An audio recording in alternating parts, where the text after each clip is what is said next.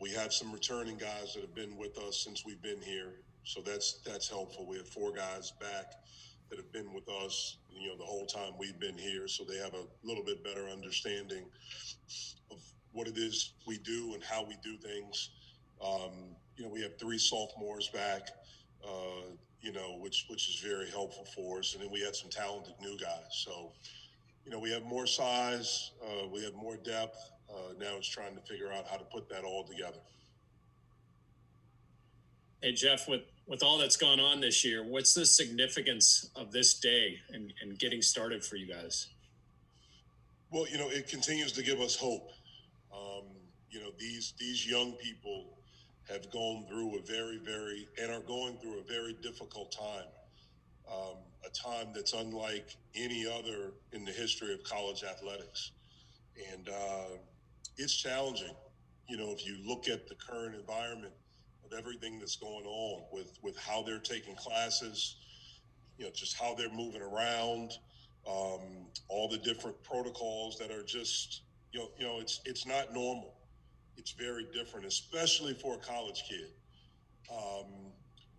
To have a little bit of normalcy, some sort of normalcy, and then to have hope, as we continue to shoot to get closer to playing on November 25th, knowing that that's not going to be normal, but the fact that there's hope. And so that's something that it's really important for us to continue to follow the guidelines and the protocols that have been laid out by our governor, by the doctors, by the scientists, and by our university.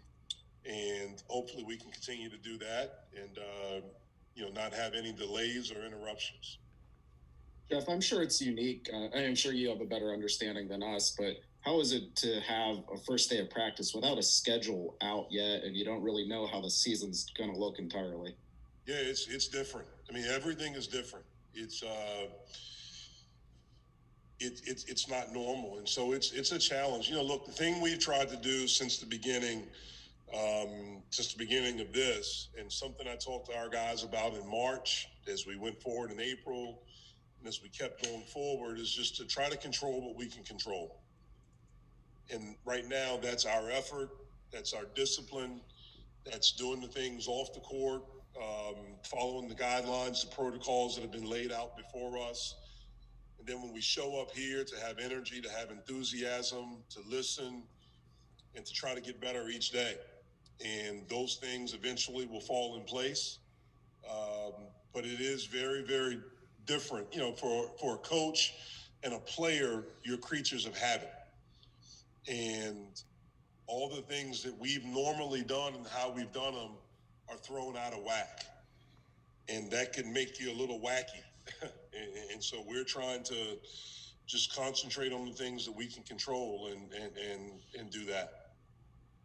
Coach, I know right now he's still in a tough position with the eligibility and all that, but what kind of role and impact could Nike make this year if he were to be eligible? Well, he gives us a guy that has experience on the college level in the backcourt. Really, we have Aldis and we have Xavier that have experience. Ithiel does, but he hasn't played in a year.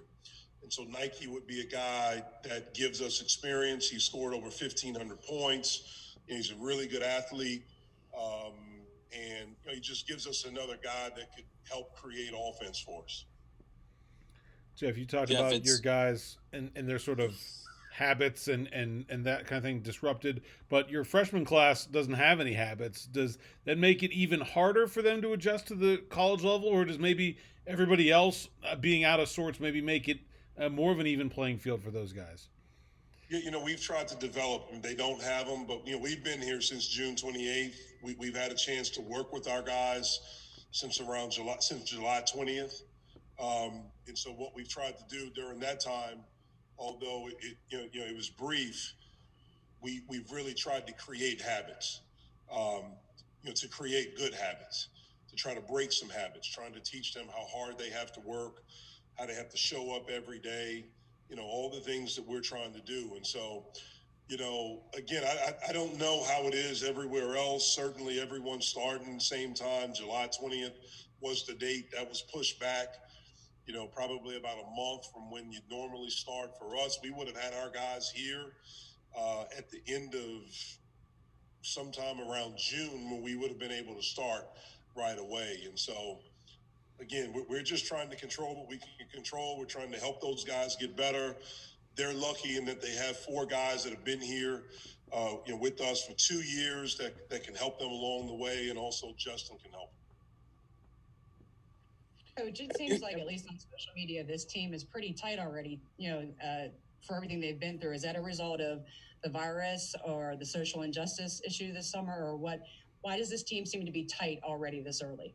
Yeah, I think a lot of teams, in the summer, become tight. I think these circumstances maybe help that a little bit. The other thing is that you're really not in the playing time yet. You're not into that. Sometimes that can be the thing that causes a team not to become as tight. There's still a lot of hope, but we really like this group. We like who they've been so far. We really like how they've worked, how they've tried to show up every day. We still have a lot of work to do to get better. A lot. We have to be more disciplined. We have to continue to understand how much we need each other. We have to show up every day. We have to keep our promises to things, that we've talked about, like how we have to play, how we have to live. We have to do that at a very, very high level. We have to continue to learn how to do that. Coach, over the summer, you and a few of your players are very outspoken about the Black Lives Matter movement, the different protests that were going on around the country. Without, I'm not asking you to give away anything secret or anything like that, but do you guys have plans to continue that trend throughout the season as games start? I don't know if anything that my guys have done, and certainly nothing that I've done, has been planned. It's stuff that comes from the heart.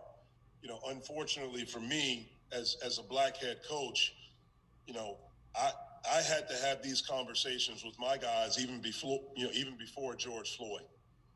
This is a responsibility that I've always felt.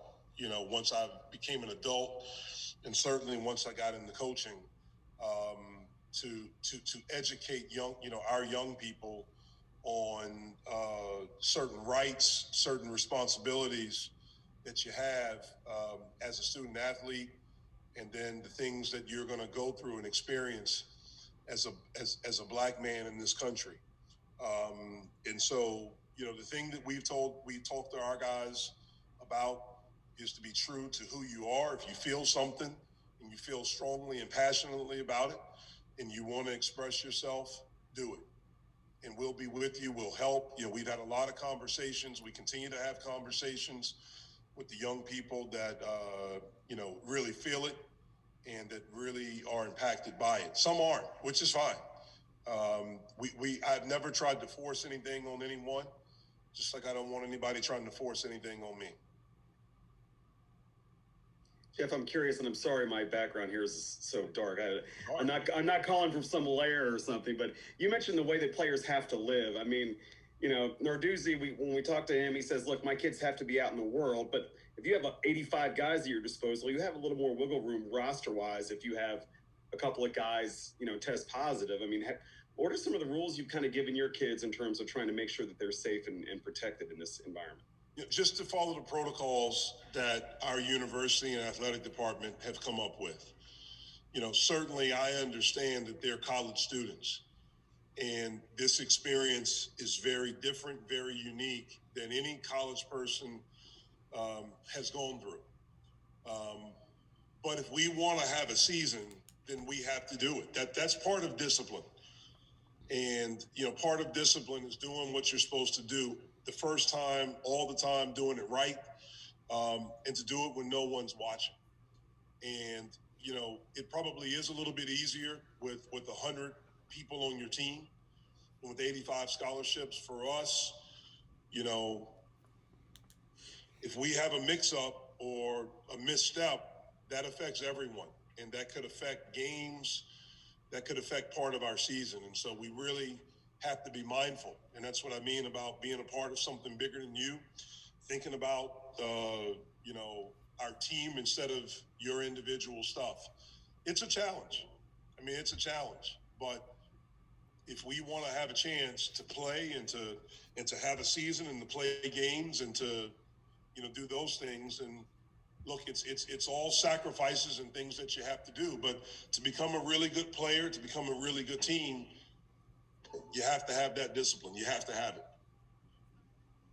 Jeff, have you had a chance to finalize your non-conference schedule yet? No. And, is the ACC still planning to play 20 games this season? We have not finalized the schedule, and to my knowledge right now, there will be 20 ACC games.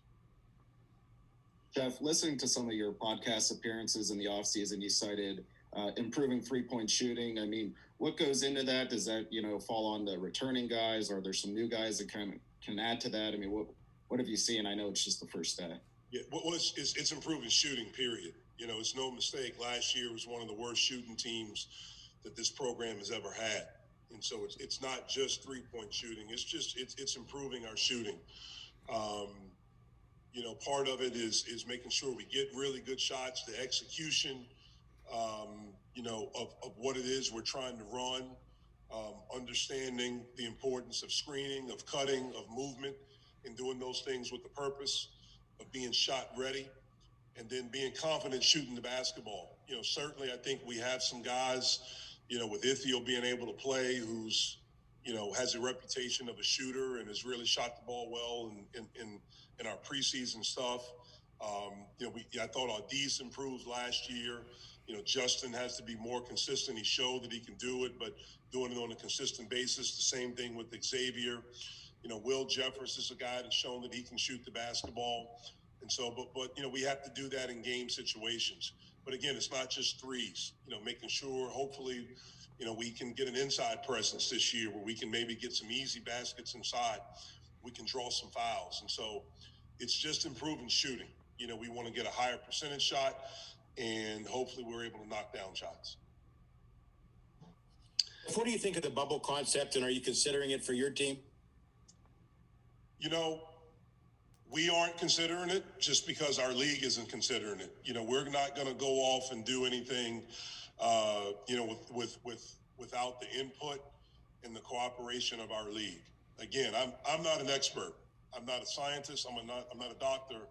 I'm a basketball coach. And so I'm going to follow the lead of the people that are experts in that field. I don't know much about pandemics. I don't know much about medicine or any of those things.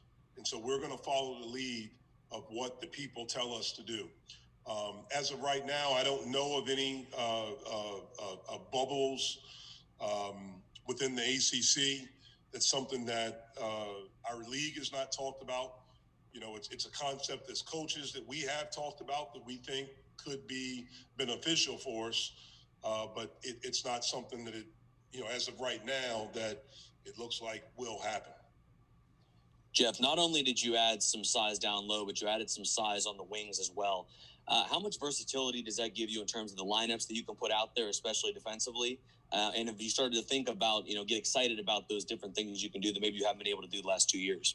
Yeah, it definitely gives us a chance to be more versatile. We could be bigger. We could play bigger lineups. We can play bigger guys together. We could play smaller, but be, athletic and things like that. Look, one of the biggest keys for us is rebounding. Like, we have to defensive rebound. I think in our first 2 years, I think, if I'm not mistaken, I think we've been in the top 5 in defense, top 5 or 6, or the top half of the league. We've been there, and that's without even being a really good defensive rebounding team. That's an area where we have to improve. And so hopefully with the size, with the length, with the athleticism, we're able to do that. Hopefully with the added depth, we have more competition in practice, more competition for playing time, where we can improve in that area. But I am excited about the possibilities and some of the different things that we can do with this group. We can potentially do with this group. Coach, you guys last year. You guys were statistically speaking one of the slowest teams in the country in terms of pace. Is that going to be a point of emphasis this year, playing faster with the better athletes that you have this year? You know, we wanted to play fast our first 2 years. We hadn't had the personnel, and last year we couldn't make a shot, and so it was hard for us to. And we didn't defensive rebound, so it was hard for us to get out in transition. Hopefully this year, with hopefully we can improve rebounding. With more depth, we play more guys. That we do improve in that area. It's not something that we've tried to do. That was part of a game plan, is to slow it down and to have few possessions. It's just something that's happened. Coach, because of the COVID precautions this year and everything, you can't have recruits on campus. How have you been pitching your school? How has your staff been kind of pitching what you guys want to do with this program and how it's going to look in the future to recruits? Yeah, it's a challenge for everyone as far as recruiting. It's a lot of Zooms, FaceTimes, FaceTime calls. You've had to try to be creative. I feel really bad for the young people in high school, especially the kids in the 2021 class, because a lot of them are having to make decisions without seeing campus, without having the human interaction person to person, whether it's in their home, at their school, or having a chance to come on campus to see the environment. We've tried to do Zooms. That's, just like everyone else is doing, trying to find creative ways to get people to get young people to see our campus. For us, it's been a challenge. But I think it's that way for everyone. I have felt since I've been here that one of the most important things for us is to get kids on campus. A lot of kids, a lot of people have a perception of Pittsburgh, of what it is. And I have found in my 2 years that when we've been able to get kids on campus, they're kind of blown away because the city is not anything like they expected it to be, how they imagine it to be. And so that's hurt us a little bit, but we feel good about where we are. Right now in the 21 class, we only have one scholarship. So we're trying to be very selective about what we do. We're hopeful to get two, hopefully, as we get some good news with Nike. And if we do that, then we'd have 2 scholarships available. But we're in a position where we can try to be a little bit selective. Jeff, with Femi, what's the timetable, on a possible return for him? I've seen pictures and videos, where he doesn't have any cast or any kind of sling on. I know if things had accelerated at all or if anything's changed. Well, he's able to do non-contact practice, so he's able to do anything in practice without any contact. And as we continue to progress, there's no definitive timetable for him yet as far as when he'll be cleared for full contact. But everything else, he's been doing now for probably about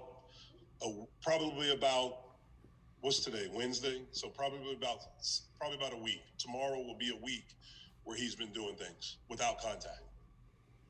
Jeff, obviously can't be around all the time. Who have you seen already kind of stepping up in leadership roles for this team, even this early on?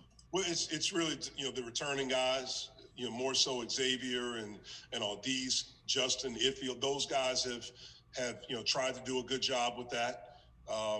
We need them to continue to do that. We need other guys to step up and do it. One of the things we've tried to teach since I've been here is that ownership of the program. Like, it's not mine. I'm the caretaker. It's ours, though. And, it's on all of us to make this thing work. And in order to do that, again, you guys have heard me say this last year, and you're going to continue to hear me say it. We have to understand how much we need each other, everyone. And everyone has a really, really important role. And we need everyone doing their role at an extremely high level every day. Jeff, do you kind of see some parallels with Xavier and Justin? They both had big freshman seasons without expectations. And, now it's Justin's turn to kind of play with expectations. Interesting question. I think a very good question. Something we've talked to Justin a lot about. Justin can learn a lot from Xavier and what Xavier went through with the expectations. You're right on. I mean, it's very different when you're playing with expectations. Sometimes that can get the best of you.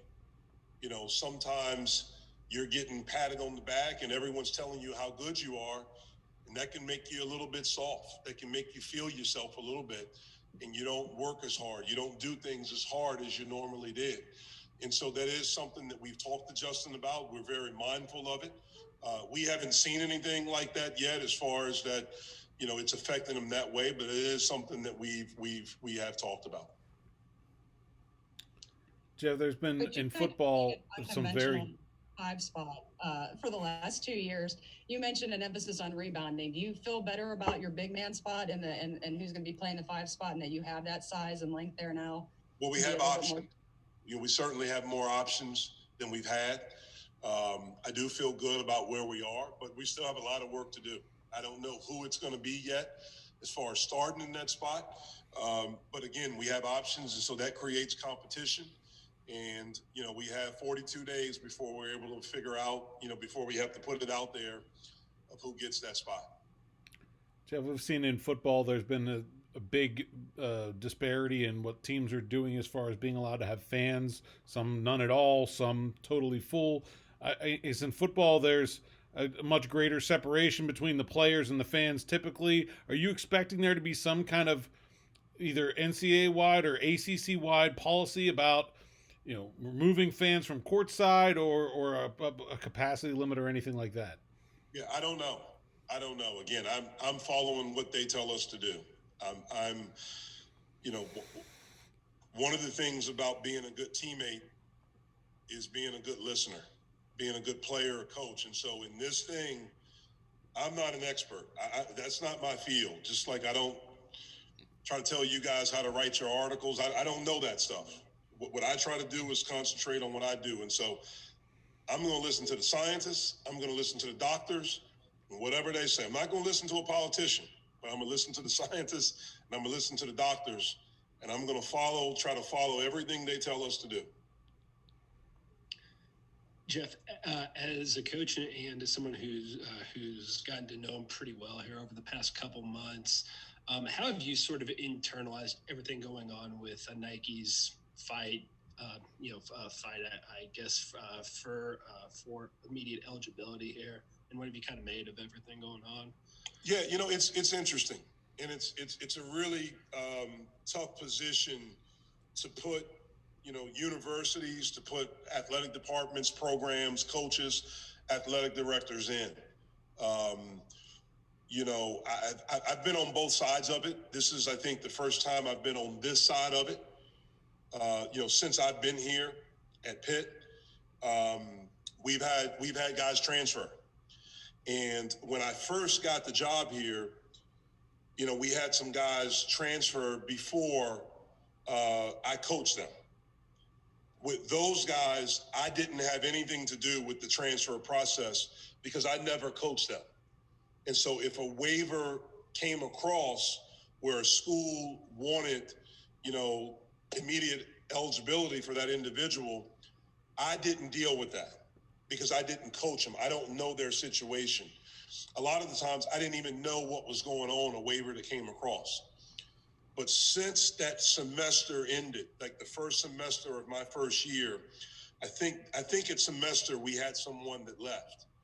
And then any kid after that that's decided to leave, if they have wanted a waiver, the thing that we have told the kid, that particular university and athletic department, and their coach is that we're not going to lie. So I'm not going to say, you know, he didn't have a scholarship. I don't believe in running kids off. That's not who I am.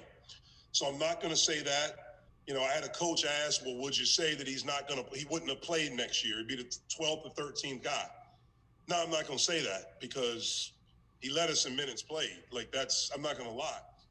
But what I will do is I'll support a waiver because even though the kid left, I care about the kid, right? Like I'm not going to do anything to hurt the kid or to get in the kid's way. So I'll give you an example. Trey McGowan's. I love Trey. Just because he left doesn't mean that I don't care about Trey. Trey believed in us when we first got here, before we coached the game here, he didn't feel like this situation was going to help him going forward.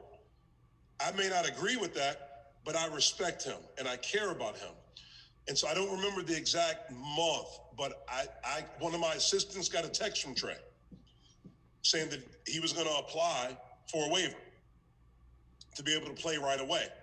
And I asked the assistant, do you think coach would support it? And the assistant said, hey, you should reach out to coach. This is part of you, what we tried to teach you here, becoming a man. You need to reach out to coach. The assistant reached out to me and let me know that. He shared with me that text exchange. I didn't hear from Trey. I text Trey at midnight that night, which was technically the next day. And I said to him, hey, look, I know you've reached out to Coach Brown. I love you, man. I'll do anything I can to help you. And I said, I know your coaching staff. I know Fred. I know Doc. I know all your guys there. You can have any of them reach out to me. Anything I can do to help you, I'll do it. Fred and I talked the next day, Hoiberg. And, we went through stuff and things like that. And I told him, like, look, I'll do anything I can to help him. Now, I'm going to let you know I'm not going to lie. And so that's what I've tried to do. Because to me, it's about trying to help the kid continue to fulfill his dream and live out his dream. Now, is it right for the NCAA to put the institution that the kid is leaving in that position? Who's to say on that? Again, I'm no expert, but we're hopeful. We're hopeful that Nike is able to play right away. He had a really good experience at Miami of Ohio. He really cared about his coaches. He cared about the people there. And he worked his butt off for 3 years there. And we're hopeful that the NCAA will grant the appeal and he'll be able to play.